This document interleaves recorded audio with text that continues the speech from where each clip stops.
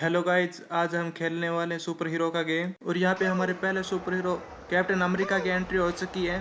Super हमारे bid man भी आ चुके हैं। Look who's coming, the bit man.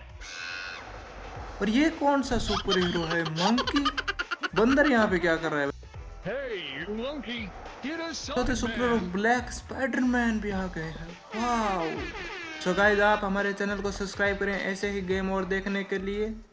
जो भी हमारे चैनल पे कमेंट करेगा उसका हम अगले वीडियो में नाम लेंगे।